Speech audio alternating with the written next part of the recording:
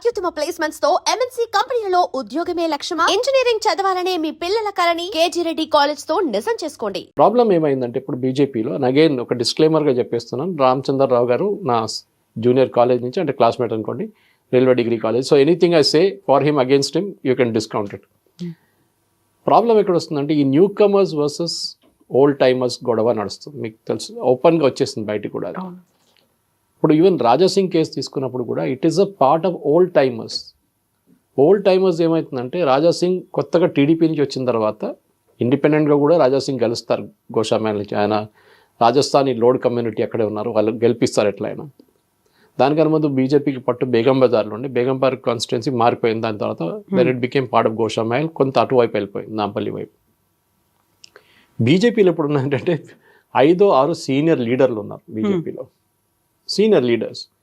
What you do with senior leaders అంటే problem, వీళ్ళందరికీ personal ఫీఫ్డమ్స్ ఉన్నాయి. ఫీఫ్డమ్స్ అంటే చిన్న తెలుగులో ఎక్స్ప్లెయిన్ చేయాలంటే ఒక రాజు, ఆ ఏరియాకి రాజు నేనే. ఓకే, ఆదిలాబాద్ నిజామాబాద్ వైపు ధర్మపురి అరవింద్ రాజు, వాళ్ళు ఫాదర్ టైం నుంచి ఆ పట్టుంది ఆ ఫ్యామిలీకి అక్కడ. కరీంనగర్ రాగానే బండి సంజయ్, ఈట్ల రాజేందర్ ఇప్పుడు మల్కాజిగిరి. ఆయన దానికన్నా ముందు ఆయనకి అట్లా లోకలైజ్డ్ ఏం లేకుండా ఇప్పుడు ఇల్లు షామీర్పేటలో కట్టుకున్న తర్వాత so is become a part of Malkajgiri constituency. Kishan Reddy ముందు అంబర్పేట్, తర్వాత ఇప్పుడు సికింద్రాబాద్. ముందు దత్తాత్రేయ గారి కాన్స్టిట్యున్సీ ఉండే, దానికన్నా ముందు కాంగ్రెస్ గెలుస్తుండే అక్కడి నుంచి కొంతసేపు. మన అంజయ్ గారు సతీమణి మానిమ్మ అక్కడి నుంచి కలిసింది ఒకసారి. బీజేపీకి ఒక స్ట్రాంగ్ పాయింట్ సికింద్రాబాద్. అటువైపు మీరు చూస్తే కొత్త వచ్చిన కాన్స్టిట్యున్సీ బీజేపీ చేతికి వచ్చింది ఒకటి. We're naturally seeing Mahbub Nagar ఒక స్ట్రాంగ్ కాన్స్టిట్యున్సీ అయిపోయింది, గెలవలేదనుకోండి కానీ స్ట్రాంగ్ కాన్స్టిట్యున్సీ. ఇక్కడ రఘునందన్ రావు గారు గెలిచారు మెదక్ నుంచి. దట్ మన అందరు గుర్తుపెట్టుకోవాలి, మెదక్ అనే కాన్స్టిట్యున్సీ ఒక టైంలో ఇందిరాగాంధీ గారు రిప్రజెంట్ చేసిన కాన్స్టిట్యున్సీ, అది ఇప్పుడు బీజేపీ చేతిలో ఉంది. ఇది చాలామంది మర్చిపోయారు. ఇది రాయ్బరేలీ గురించి, అమేథీ గురించి మాట. ఇక్కడ కూడా ఒక అమేథీ ఉంది, అది వాళ్ళ కాంగ్రెస్ చేతి నుంచి పోయిందన్నమాట. అదే టైంలో మీరు ఆదిలాబాద్ చూడండి, ఆదిలాబాద్లో లాస్ట్ టైం స్వయం బాపురావు గారు గెలిచారు, ఈసారి కొత్త క్యాండిడేట్ వచ్చిన తర్వాత గెలిచారు వాళ్ళు అప్పుడు కూడా. అంటే ఆ బీజేపీకి అక్కడ పట్టుంది. And specially border districts of Maharashtra, Madhya Pradesh బీజేపీకి ఎక్కువ పట్టుంటుంది అక్కడ. ప్రాబ్లం ఎక్కడ వస్తుందంటే ఈ newcomers versus old timers వచ్చినప్పుడు ఈ ఓల్డ్ కమర్స్కి ఏమనుకుంటారు, మేము ఇన్ని సంవత్సరాల నుంచి పార్టీలో ఉన్నాము, మమ్మల్ని తిరిగి చూడట్లేదు, మమ్మల్ని పట్టించుకోవట్లేదు. కొత్త వాళ్ళు ఏమనుకుంటున్నారు, మేము ఈ పార్టీ కోసం ఇంత కష్టపడి రిస్క్ తీసుకొని బయట నుంచి వచ్చాము, మమ్మల్ని ఎవరు పట్టించుకోవట్లేదు. This is the usual thing. ఇప్పుడు మొన్న జరిగిన రామచంద్ర గారు ఢిల్లీకి వెళ్ళినప్పుడు పేపర్లో వచ్చింది, టైమ్స్ ఆఫ్ ఇండియాలో కూడా వచ్చింది, దట్ సీనియర్ లీడర్షిప్ పార్టీ ఏం చెప్పారంటే అందరినీ తోడు తీసుకుంటూ వెళ్ళండి and concentrate on the districts. మనం దీనికన్నా ముందున్న ఒక సెషన్ బీజేపీ గురించి మాట్లాడి అప్పుడు చెప్పాను నేను చాలా క్లియర్గా, మోదీ గారి స్కీమ్స్ గురించి మాట్లాడండి, డిస్ట్రిక్ట్కి వెళ్ళండి, బూత్ లెవెల్ ఇన్ఛార్జెస్ని తయారు చేయండి. They are doing it. Ramachandra garu సీరియస్గా చేస్తున్నారు. కానీ మీరు అడిగిన ప్రశ్నకి ఈ ప్రాబ్లమ్స్ ఎక్కడి నుంచి వస్తుంది, బండి సంజయ్ కానీ కాన్ఫ్లిక్ట్ విత్ ఈట్ల రాజేందర్ అనేది ఐ థింక్ ఒక మెచ్యూరిటీ ఉన్న పొలిటికల్ లీడర్స్ ఇది బయట పొలిటికల్ సర్కిల్ తీసుకురారు. మీ డిఫరెన్సెస్ ఉంటే అక్రాస్ ద టేబుల్ మాట్లాడుకోవాల్సింది అనమాట. ఇప్పుడు ధర్మపురి అరవింద్ ఏమో రాజాసింగ్ని సపోర్ట్ చేశారని చెప్పి ఒక స్టేట్మెంట్ వస్తుంది. Dharmapuri Arvind I know him very well, చాలా క్లోజ్ ఫ్రెండ్ అను. ఆయనకి ఒక business man, the same time పాలిటిక్స్లో ఆయనకి చాలా క్లియర్ వ్యూస్ ఉందన్నమాట. మీడియాని అడ్రస్ చేస్తున్నప్పుడు కూడా చూడండి, ఆ లాంగ్వేజ్ ఒకటి ఉంటుంది ఆయనది. కేసీఆర్ ఉన్నప్పటి నుంచే కేసీఆర్ని బూతులు తిడుతుండే, కేటీఆర్ని, కవితని అందరినీ యూస్ టు టేక్ ఓవర్. కానీ అట్ ద సేమ్ టైం రాజాసింగ్ని ఎందుకు సపోర్ట్ చేస్తున్నాను కొంతమంది అందరూ అడిగారు, ఇవాళ మీరు అడగలేదు కొంతమంది అడిగారు.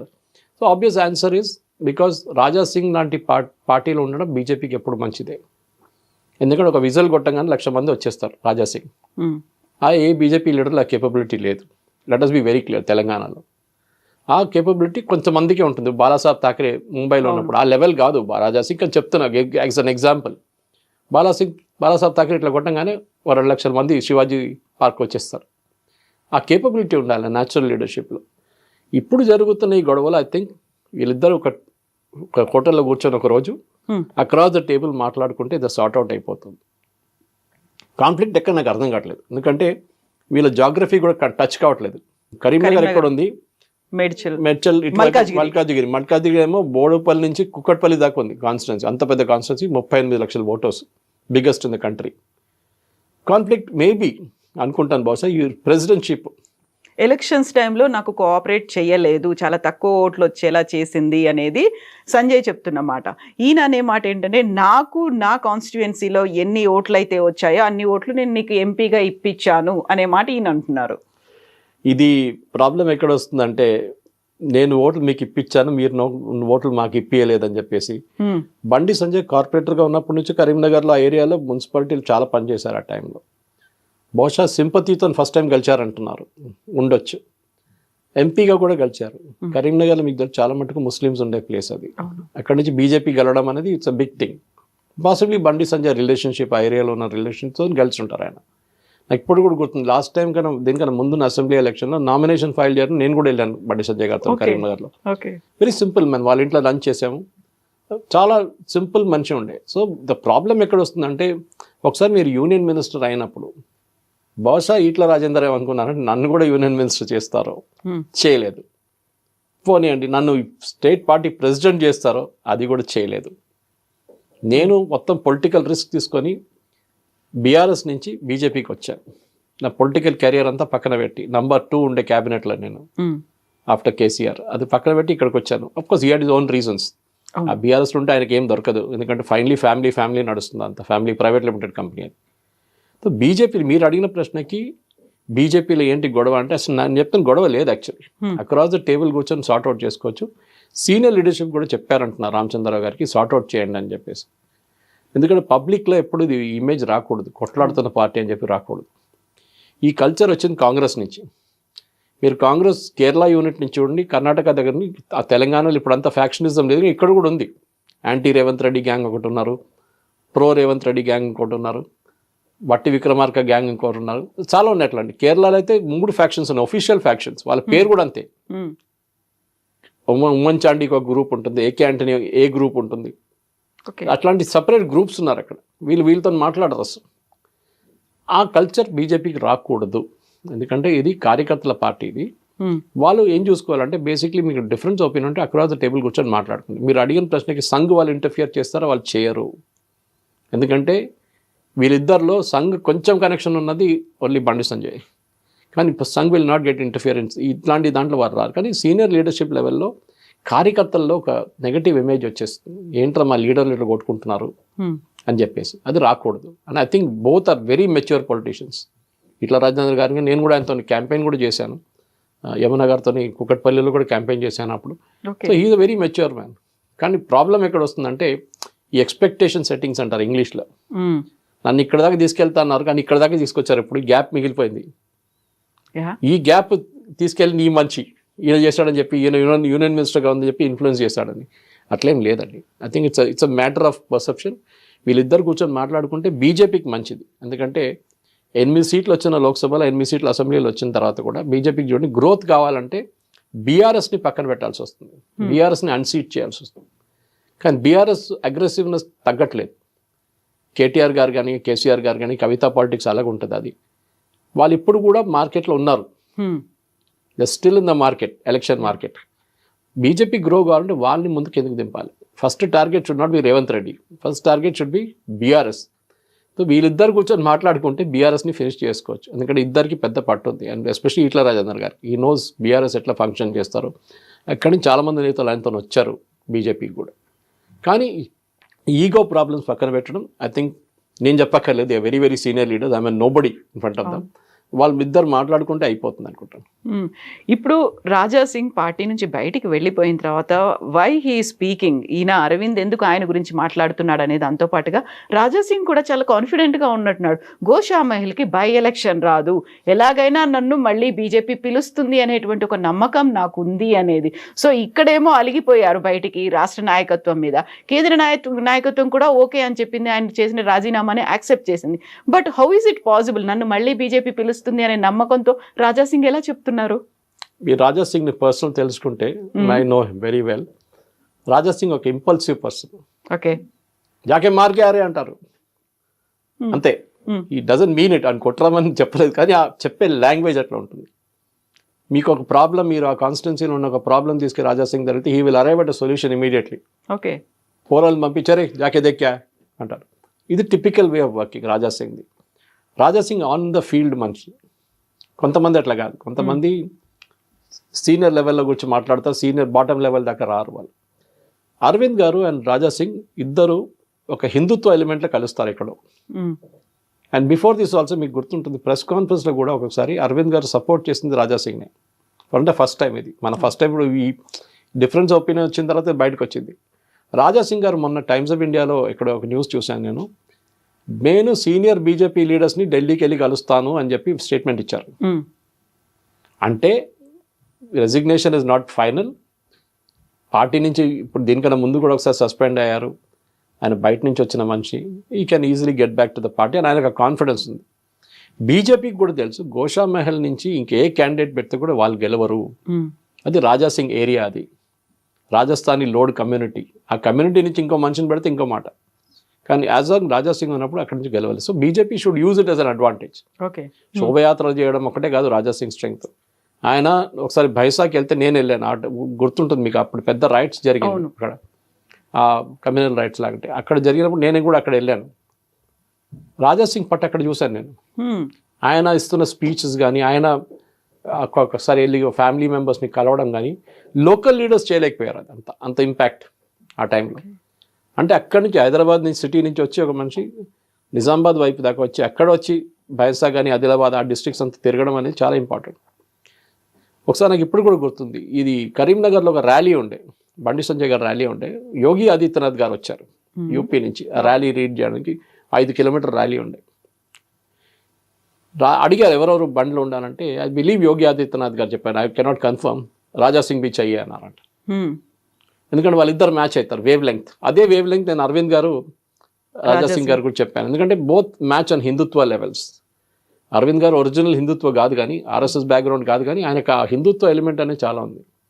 అండ్ మేబీ ఆ కాంగ్రెస్ కల్చర్ ఆయనకు రాలేదు, ఇంకా నా ఫాదర్ నుంచి వచ్చిన కల్చర్ ఆయనకు రాలేదు, but he has created a separate image for himself.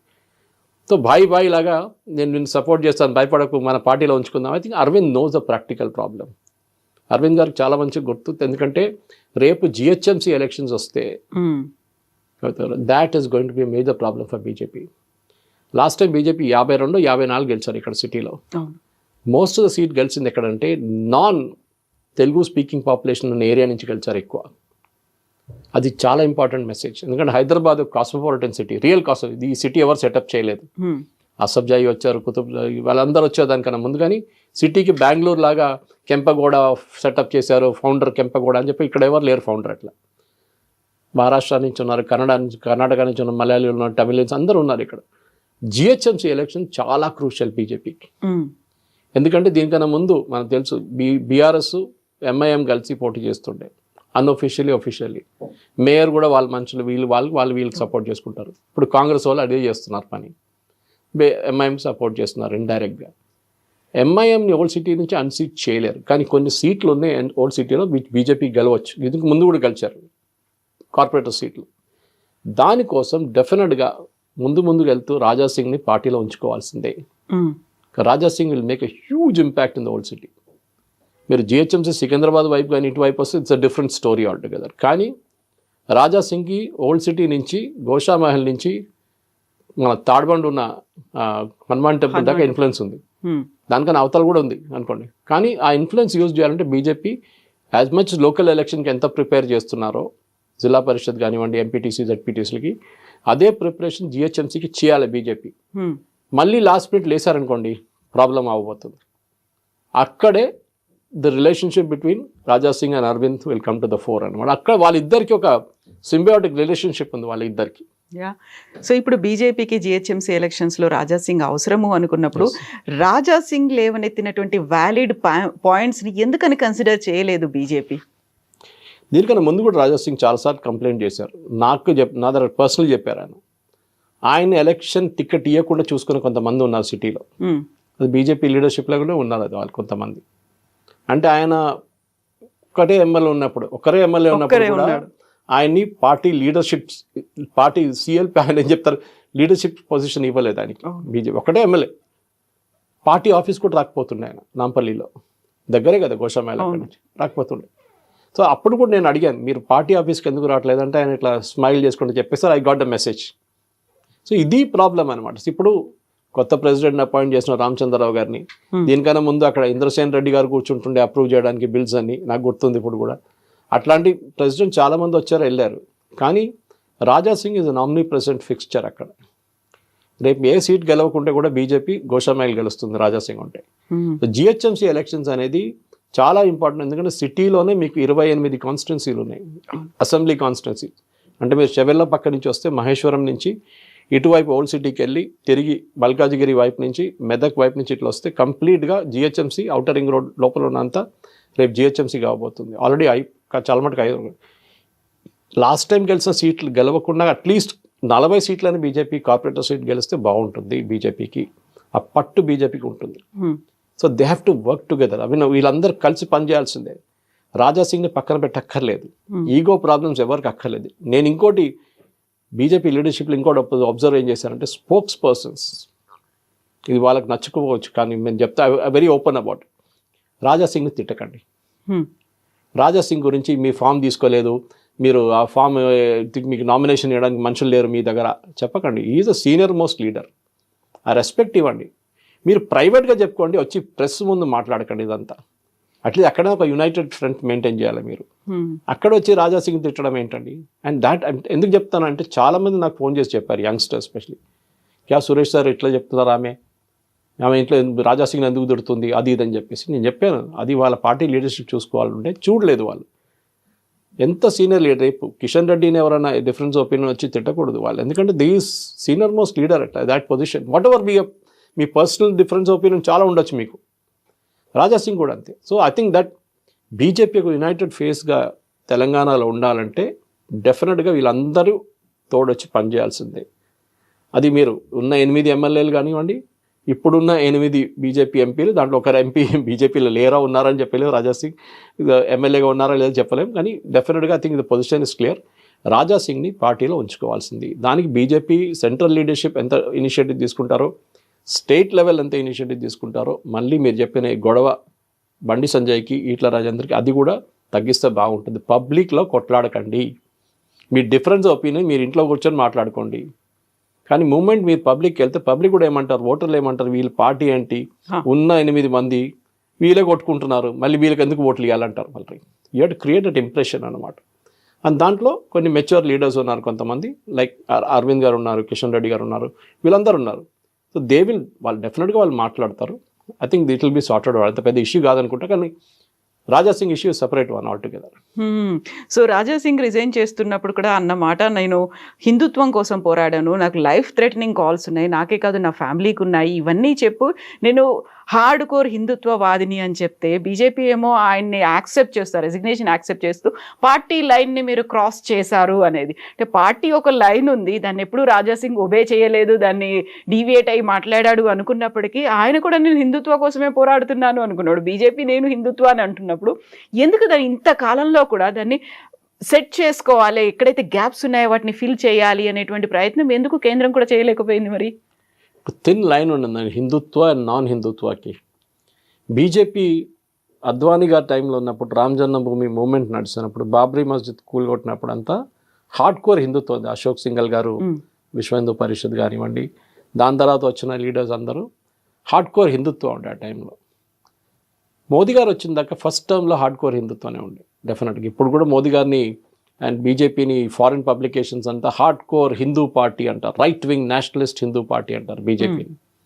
కానీ బీజేపీ ఆన్ ఇట్స్ ఓన్ ఏమంటున్నారంటే మాకు ఒక బ్రాడర్ ఆడియన్స్ కావాలి, దీనికి కన్ఫైన్ ఉండదు, మాకు బోరా ముస్లిమ్స్ ఓట్ వేయాలి, మాకు షియా ముస్లిమ్స్ ఓట్ చేయవచ్చు, కొంతమంది క్రిస్టియన్స్ ఓట్ వేస్తారు. ఫర్ ఎగ్జాంపుల్ త్రిశూర్లో సురేష్ గోపి ఎట్లా గెలిచారు, ఈ one purely because of Christian oats. So అట్లాంటి పరిస్థితుల్లో మేము మా ఫిలాసఫీని కొంచెం డైల్యూట్ చేస్తాము. మేము రాజా సింగ్ లాంటి ఉంచుకుంటే మాకు ప్రాబ్లం వస్తుంది, ఎందుకంటే ఆయన చాలా కట్టర్గా మాట్లాడుతూ వినయ్ కటియార్ అని చెప్పి మనకందరూ senior most leaders they are that type Hindutva movement. వాళ్ళు మాట్లాడుతున్నప్పుడు స్వాతి రితంబరా వీళ్ళందరూ ఉన్నారు. కొంతమందికి బీపీ చాలా ఎక్కువైపోతుంది ఆ టైంలో మాటలు వినంగానే. కానీ సేమ్ టైం బీజేపీ వాళ్ళ కోర్ ఐడియాలజీని మర్చిపోకూడదు. That is one of my as a political thinker నాది అదొకటి.